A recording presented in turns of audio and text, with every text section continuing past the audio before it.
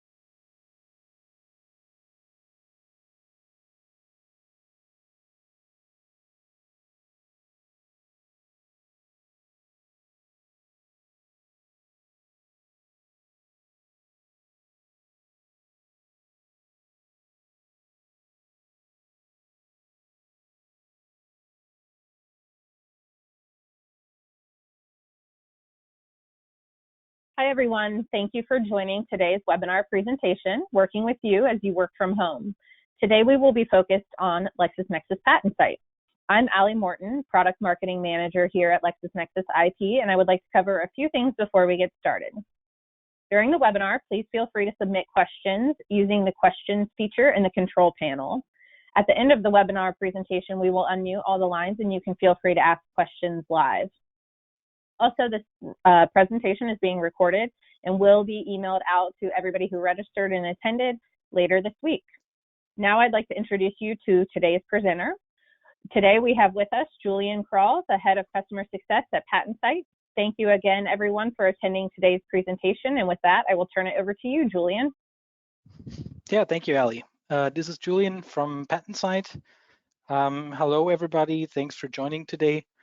The topic today will be, well, it's called Working with You as You Work from Home. Of course, the current situation forces everybody, including us at PatentSight and at LexisNexis, to work from home. You have to quickly share information with your colleagues, though, right? Because a lot of work is still going on. And so we wanted to use this time to present some of the features that we have that you can use for sharing information internally, potentially externally. And so that's kind of the topic that we're going to go through. Maybe quickly about me. So my name is Julian. I'm from Germany. I've been working at PatentSight for 8 years now. I'm working in the customer success team, so we take care of our customers, and I know that some of my customers are on, so thanks for joining again. I wanted to use a cool picture.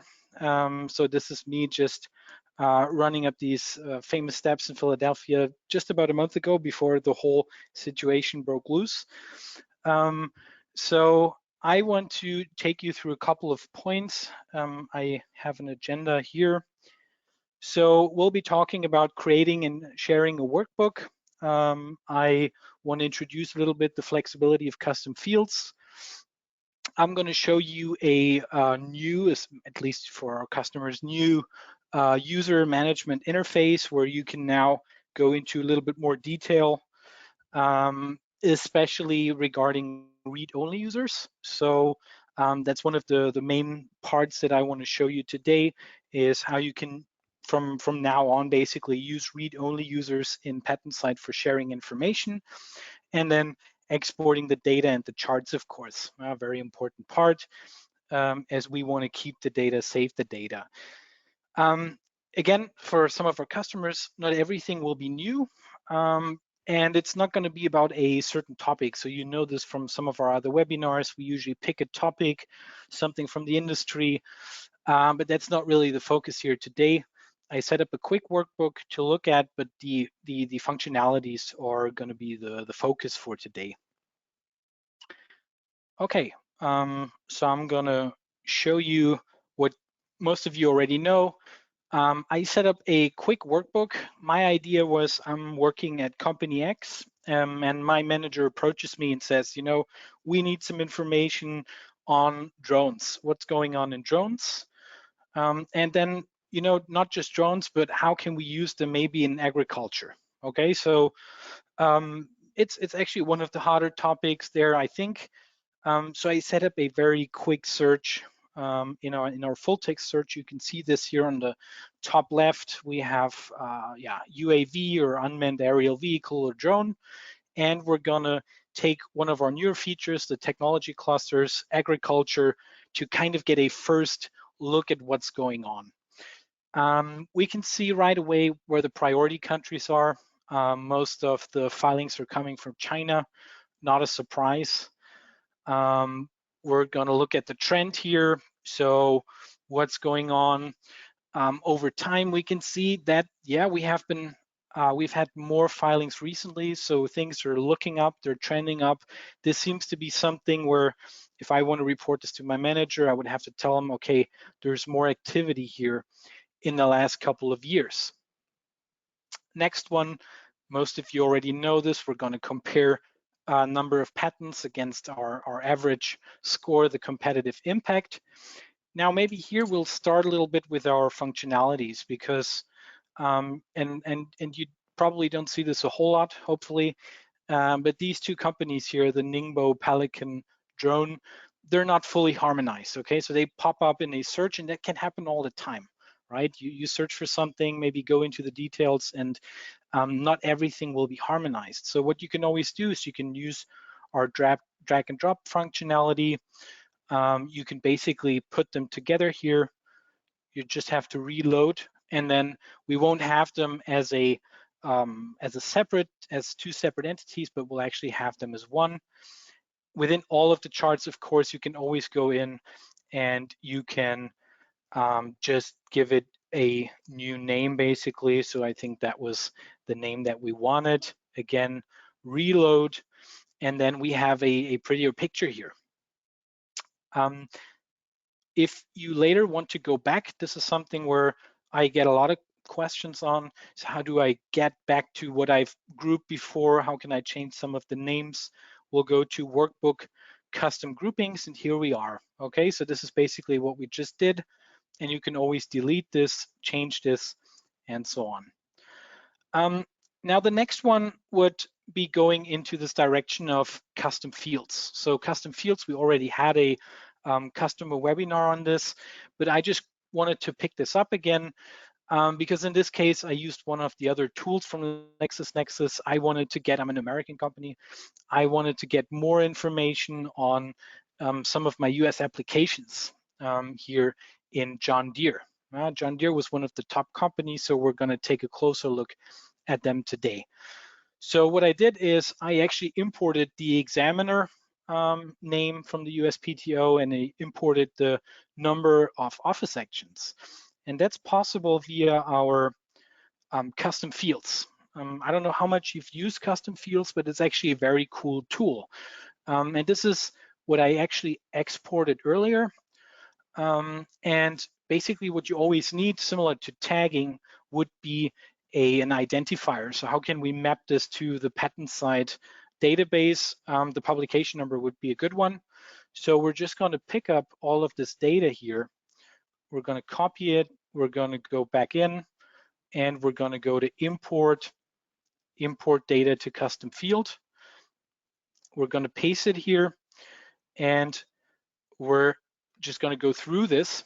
And as you'll see, is that we can now actually name all of these fields again, but we don't necessarily have to. So if we click here on create new custom field, it'll automatically give us a suggestion which comes from the Excel file. Okay, so this would be what was in our original Excel file. This would be the examiner field.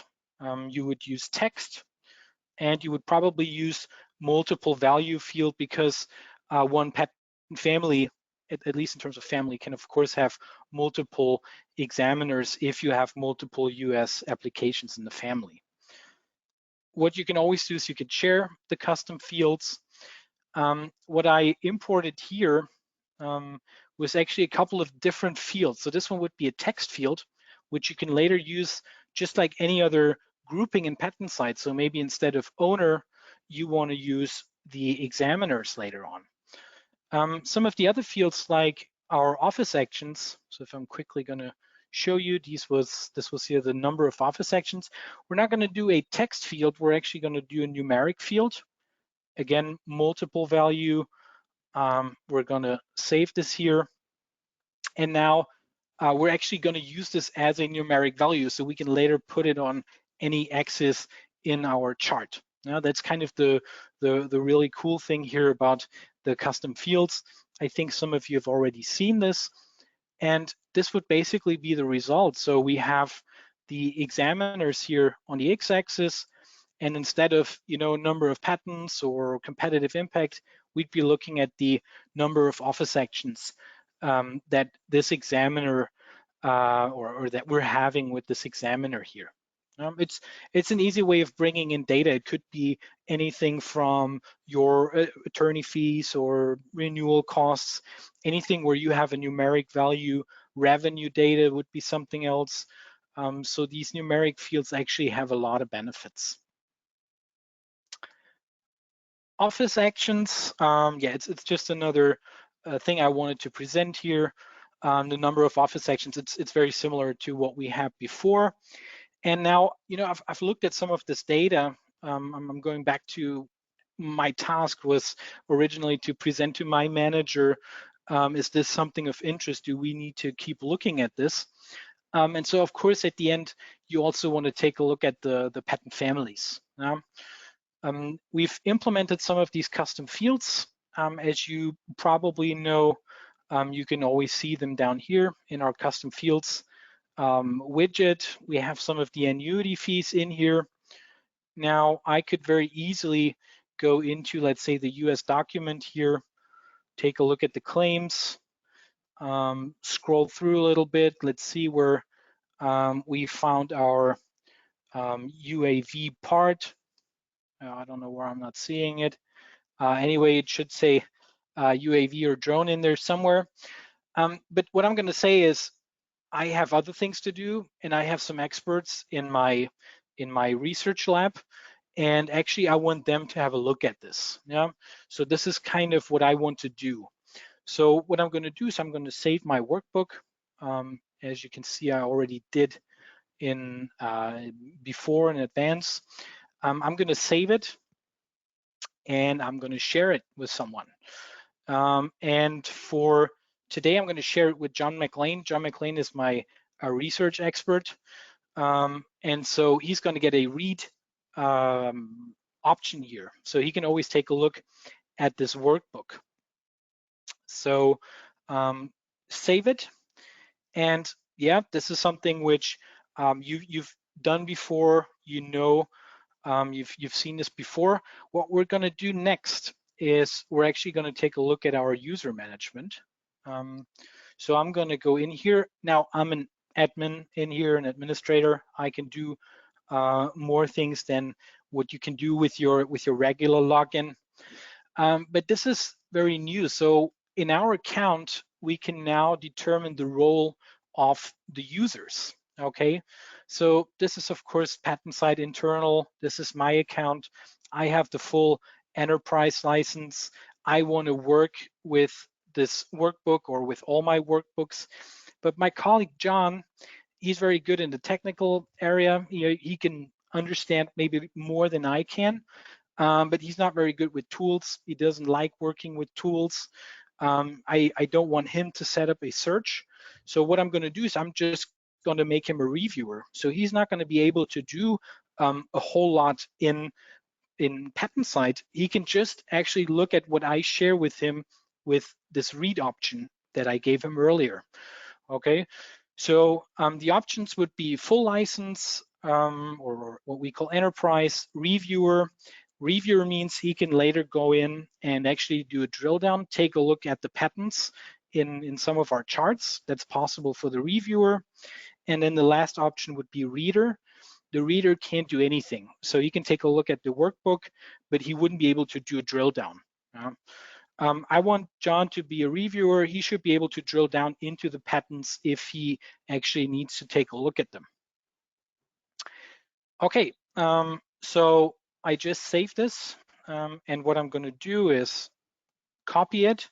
I will put it in an email now. I would send it to John, right? He's also working from home. Just to show you, if I'm John, this is basically what it looks like. Okay, so he can't do anything. I would say that's the good part, right? He doesn't have to go in and start searching, start creating his own charts or tables. He cannot do anything because he's just a reviewer. So what he would do is he would basically just open up my link, my URL that I send him, and he's going to end up just where I wanted him to be. Okay, so he's going to be exactly here at this review part. So he cannot really work with the filter. We established this. He can actually see our search. The search, it already looks a little bit like the command line, so that's one of the features that's also coming soon, but he cannot really edit in anything in here. So he could still go, let's say, to our top players, go in here, and if he wanted to, I don't know, maybe not focus on John Deere, but take a look at, I don't know, IBM, Bayer, Topcon, to be honest, I have no idea. Since he's the reviewer, he can now do the drill down, or he can do company summary of Topcon. So that would be the two options that the reviewer has.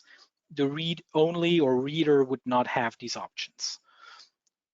Now, what I sent, what I wanted John McLean to do was basically just do a review of these patents. Okay, so he was not supposed to do a whole lot of charts. He was supposed to give me some feedback here on my patents. So again, he's going to go in, he's going to take a look at the documents, hopefully read the claim, see if this is important. And now what he can do is he can basically, for example, add a note. Okay, so in this case, he'd say, okay, we need to continue to monitor this one. And let me just copy this. So reads through the next one, clicks in here, says, yes, this one needs to be continued to monitor. This one too. Yeah, we're just gonna get us a quick, it's loading the notes, okay. We're just gonna make a quick random sample size so we can later work with the sample size. What you can see up here is that, and I hope you can see it, it's the patents that we actually already looked through are being grayed out a little bit. Okay, so these are the ones that we haven't read through, but the ones that we actually read through already are gray. So you basically already know, if you're a reviewer, which ones you already took a look at and which ones you haven't. Now that might be the important part when you're working with multiple people, right? If you're just working with John McLean, he might remember which patents he took a look, he already looked at. But if you're working with multiple reviewers, then of course it could get tricky. So we would see which patents were already looked at. Now in this one, just to make a different note, we're going to say not important. So this one does not have to be monitored in the future. Okay, so that's kind of the idea of this read only. Since it's all in PatentSight, it looks very simple, and I think it is. Yeah, you basically just save your workbook with someone. He can go in, he can review, but he cannot really change anything. That's kind of the idea. He doesn't have to learn the whole system, but he can still give you information via notes, for example. Okay, so I'm going to switch back. John is going to send me an email. He says, you know, he's done. He already made his review. So I'm going to stay in here, and I'm going to say, okay, I want to now have a look at what he did. So I'm going to use actually our patent family list. You could use anything which is grouped by a patent family, for example. And we're going to add our custom field now because he worked on the note part. Now he put in a couple of notes. So we're going to put this in and hopefully we'll see something. Yeah, so for a couple of patents, what we just did, we can see our notes, we can see what John gave us in terms of feedback. And now you can, of course, start exporting this, right? So maybe you want to save this. Maybe you need to do a review again in a couple of weeks or months. So in an export, this custom field would be included as well. So yeah, it would be here, our notes. Could be any other custom field. So that's taken care of. Now, maybe the other interesting part here with our notes would be that you can later on use them for some statistics. So you don't just export them, but you might want to do a chart where you're actually going to take a look at what John defined as important and not so important. So we're actually going to group by our notes. Okay, maybe not use the patent asset index here, but the number of patents. And so this is basically what we just did, right? So we have around 3 patents that we need to continue to monitor. One that's not so important according to John. The idea here, of course, is not that you're working with just 4 patent families, but you're probably doing this over and over and over again. And you're probably doing this for multiple technologies. And so what you get basically is a huge data input that you can now visualize in PatentSight and also, of course, match, with our metrics, with your own metrics that you might want to bring in via custom fields. And so you can easily report it because at the end of the day, maybe your manager, he doesn't necessarily want to look at, the patents or the claims. He wants to look at the big picture. So I'm going to do an export at the end of the day, export to image, and just gonna have a look at the chart, put it into a PowerPoint, and then work with this. So that's kind of the way we envision the read-only user to work. There are probably a lot more applications for this. Again, so this would that would be our screenshot. But that's kind of the main idea, that you can basically give other people access without having them to learn the whole system. They can still access some of the data, can give you some input, and then you can work with that input and maybe create more analyses based on that input. Now, that was our reader, our reviewer process. So if you want to know more about this, feel free to reach out to whoever you're in contact with, if you're a customer, or of course also to our sales experts. That's also possible. Now, also going back to the original question that my manager had is, okay, some of the patents might be important. We might want to continue to monitor them. But what they also might like is a just big picture PowerPoint, big picture look at what we search for. So what are drones in agricultural? How is that looking? So I just quickly want to come back to our smart reports. I know we said 30 minutes. I'm running a little overtime here. We're going to use our technology field benchmark. I already tagged the patents in advance. So I basically tagged our search. Now this should bring me to my tags. I don't know what it's searching for. Yeah, that's the demo part, of course. Now it doesn't work, or it might take some time. Anyway, you basically go through 3 or 4 steps here.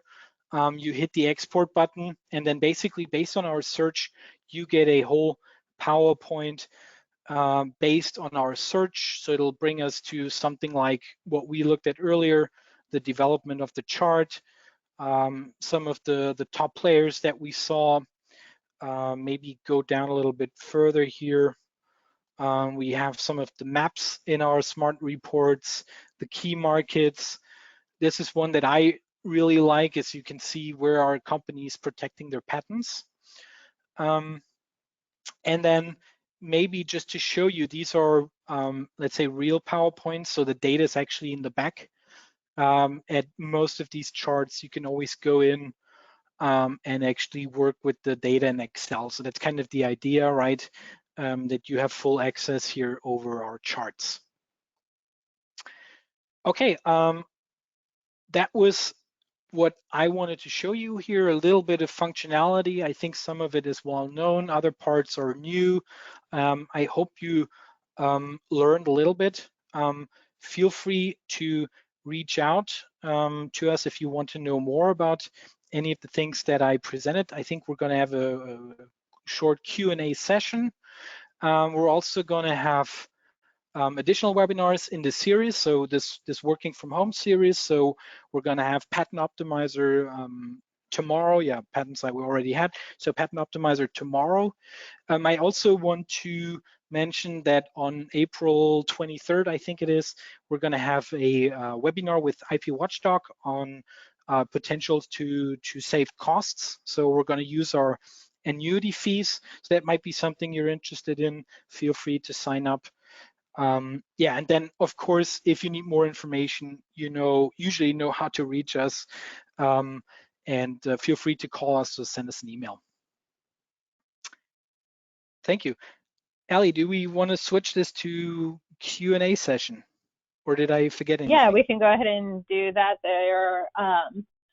While I'm working on unmuting the lines in case anybody wants to ask a question live, one of the questions that did come in is for the reader-reviewer example that you shared. Does that person have to have a license for PatentSight to be able to access the links that you would be sending them?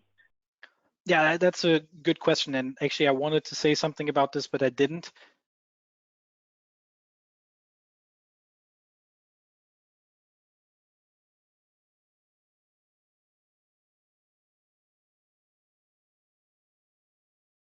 We do have. Sorry, Julian, I muted you on accident, so it cut out.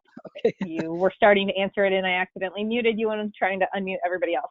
So okay, no start problem. over with that answer. Yeah, so it wouldn't be included in a regular license. And yes, the read-only user would need an additional license. Of course, since it's not a full license, it wouldn't be at the same price level, to say it like this. And then, of course, it depends on your licensing option anyway, right? There are a lot of customers which have corporate licenses. In this case, we're more flexible, right? So it kind of depends on your licensing options that you've selected. But yes, to make it short, you would need an additional read-only license. All right. Then if anybody else has any questions and you would like to ask live, you have been unmuted, so you can go ahead and ask the question live. Otherwise, we'll give it a minute here, and then otherwise we can go ahead and wrap up.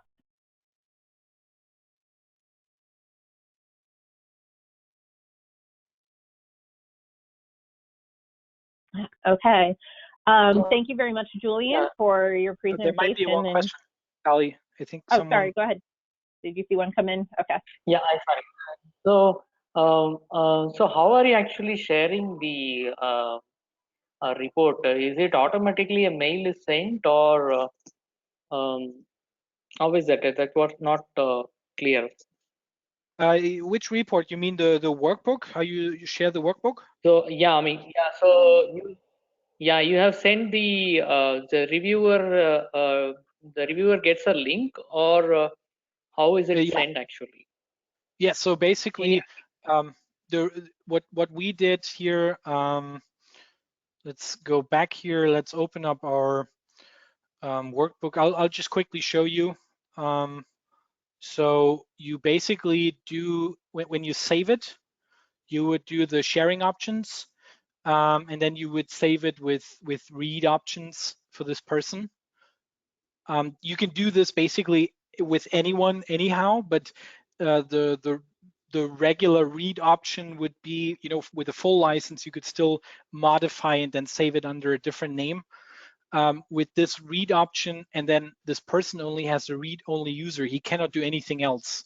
He cannot do anything. So yes, what we would do is we would save it like this. We would give him a sharing option, save it, and then yes, what you would do is you would just copy, paste basically our URL, and then send it to him via email or Skype or whatever, that would be the way to go. Does that answer your question? Okay, thanks. Yeah. Yeah, thanks. Yeah, got it. Okay. All right, I don't see any other questions coming in. So thank you again, Julian, for a great presentation. And as Julian mentioned, if you have any questions, please feel free to reach out after the fact. And thank you again for joining us. Thank you.